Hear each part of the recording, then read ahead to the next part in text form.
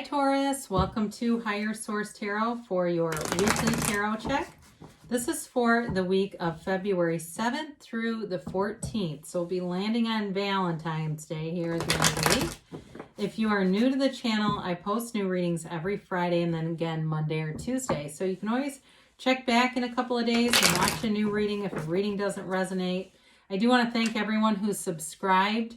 And if you haven't subscribed yet, I'd love to invite you to join us. I don't do personal readings right now, but I've been getting more and more inquiries.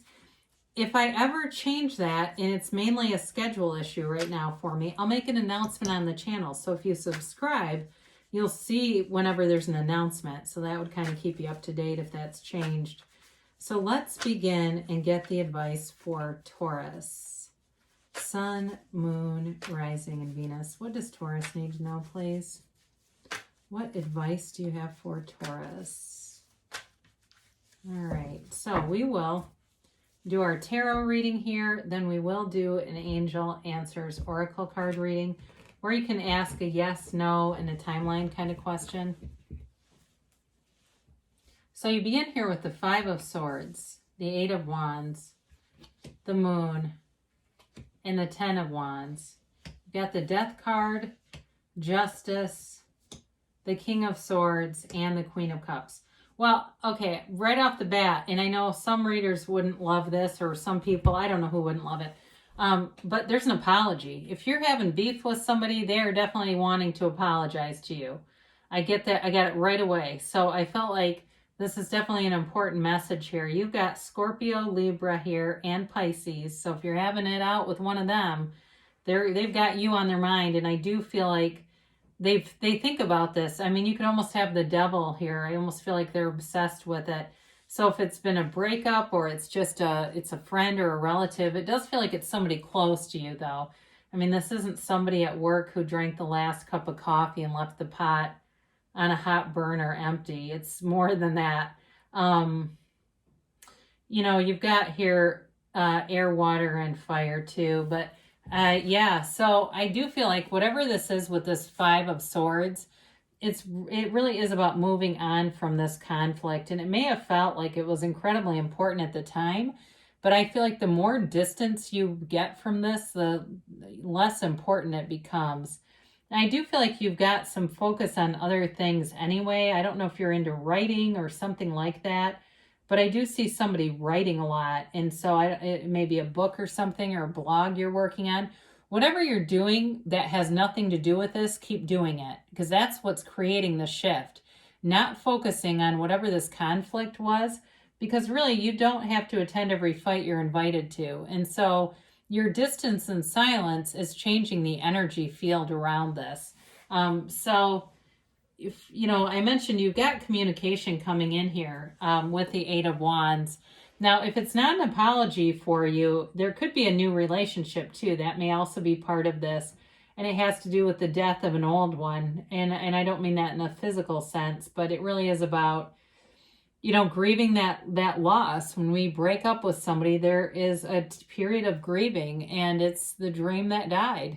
We have expectations. We have dreams about what something's going to become. And when it doesn't happen, there is a process. And if we build a relationship on the grief of the old one, it doesn't tend to last long. So some of you too may have cut something off, and it really has been about bringing that full circle. But with the Eight of Wands, this is about communication.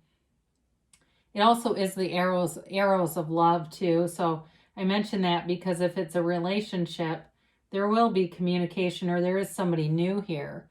And so as you kind of really finally shut that old door, there's room for something new, and it's something that can develop into something really beautiful.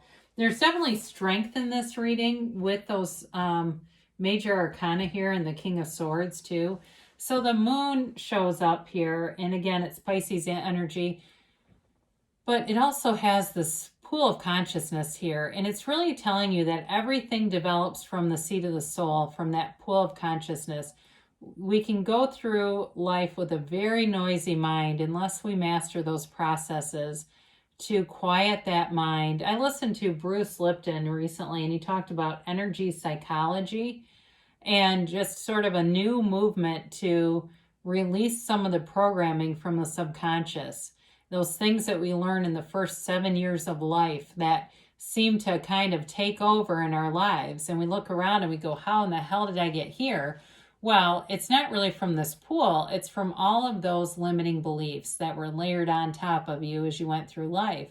So this really is about meditating, getting in touch with your soul, your higher self, and that inner teacher that will always steer you in the right direction. So for some of you, this is an emotional time. And like I said, as you can detach from it, drop the desire and move on to other things, the manifestation will grow. This is also a law of attraction card and setting your intentions. But I've talked about this before, and a lot of law of attraction teachers talk about this. It's like holding a seed in your hand. You're planting a seed to grow vegetables and never letting the seed out of your hand. The plant won't grow. You have to drop it into the earth, and then you forget about it. You don't stand over it going, when is this going to happen? You go on and do other things, and it grows all by itself. So you've got this 10 of Wands. It's time to change this cycle. It's time for a rebirth. And whatever this is exhausting. And it may have felt like, if it was like we said in the beginning, it definitely came in, there was some kind of conflict with somebody. It's exhausting to maintain it. You'll be so much happier just kind of giving a bit and allowing, if the relationship has to go in a separate direction, then it does. But it's giving up the fight to be right all the time. That right fighting is exhausting, and it lowers your vibration. So you may have found, like, if you were in it with somebody, it was creating other problems around you too, that it was like, God, I've had the crappiest month. Well, it's just this energy being continued. That's all. And so it's time to shift, and there's no better way to do that than the Death card. We must die to be reborn. And it really is a card of transformation. It changes you. Something about this situation has changed you. And again, if it was the death of an old relationship, you have learned a lot and are coming out from it with eyes wide open. And so it's time to open that heart too. This card shows it's very layered, right? There's all these, the dead king and all these people around him mourning and grieving, and the skeleton represents your higher self telling you to let go of it all. Just let go of it and go forward towards the sun that's in the backdrop. There are very few cards in the deck that have a sunrise, but when you see that, it's always about a new beginning for you. You've got a new dawn. There's a new day here, and it really is a rebirth for you. So letting go of all those old ego hang-ups and things. Maybe you were playing things a certain way because you wanted to please other people, and now you're getting to the place where you can just let go of it all, and it kind of is like nobody else's opinion really matters. So justice shows up, and I did not get anything about a legal situation. It can represent legal matters, but I feel like for some of you, it really is about the absolute truth and finding the truth in situations and using your discernment too. Like, is this worth it to me to continue this? And is it worth it to me to continue to grieve this relationship? Or is it just time to move on and cut myself free of that? And so with the Justice card, it also is about the universe being just. You get what you put out there. So maybe you break up with somebody or vice versa. There's a breakup. And, in a year from now, you've doubled your income. You're dating somebody great. Your whole family is happier, and their life sucks. I mean, that stuff happens all the time. I've lived it myself and had people even say that. Oh my God, I can't believe what happened there. I didn't worry about them though. I just went on and focused on being happy. And the next thing you know, it was just not a vibrational match. And so for you, I do feel like you're getting this very clear picture of where you're going in life.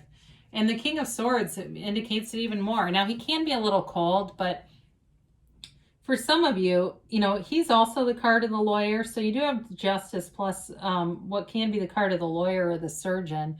That may also be whoever you're attracting. It's somebody who does make money, who is very secure financially. Swords in the tarot are they were of a nobility class, okay? These were We always associate pentacles with money, but swords actually too are an affluent class. So I do feel like whoever this is that you're attracting, they're going to be very different from other relationships. If you have had a relationship die, it really is about this rebirth, transformation, and somebody who's very confident. Now, in terms of, I mentioned before, an apology, I do feel like this is further on about the communication. There's very clear communication coming in. I feel like any confusion or uncertainty that the moon has generated here, the King of Swords comes in to make it clear, to help you know the real answers. I mean, you got it down here. There's a real knowing here. Now, I do like seeing the Queen of Cups show up in all of this because it brings in a nice loving undertone.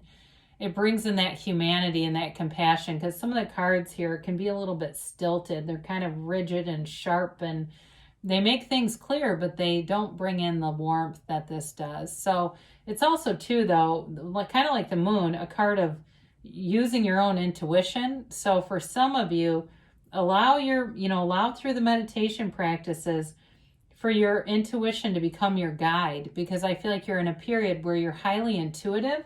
And so as you follow those intuitive hits, those are all energetic hits, and if it's, like I said, it's a new relationship for you, it's that, hey, go over here. Somebody invites you and says, hey, there's an outdoor place. You want to go grab a drink after work, and you'd normally say, no, I don't feel like it. I don't, want to be out there. They go, I think I will. And the next thing you know, you're talking to some woman or man at the table next to you, and then you're, happily ever after. I mean, that's how that stuff goes. Once you let go, there it is. So let's get a timeline here for Taurus. All right, you have here forgiveness. So we did say that. I told you there's an apology. That was the strongest thing that came in right away. Let go. Didn't we say that 100 times? You're like, yes, I heard you.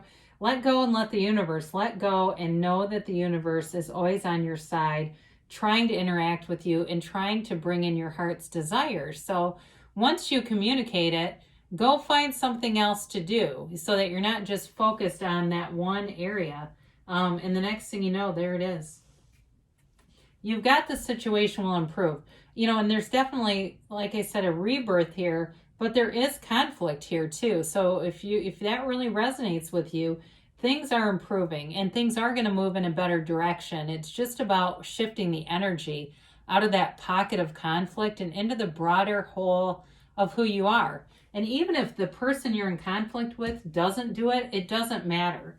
As long as you shift your awareness, the whole thing will shift with you. They say you're ready, so I can tell that, right? And they do give it a yes. So it's a very emphatic yes. This really is about you creating your own reality. You can have, do, or be anything. So just know that everything is always working out for you, Taurus. There's great things coming for you. I love you, and I'll be back again soon.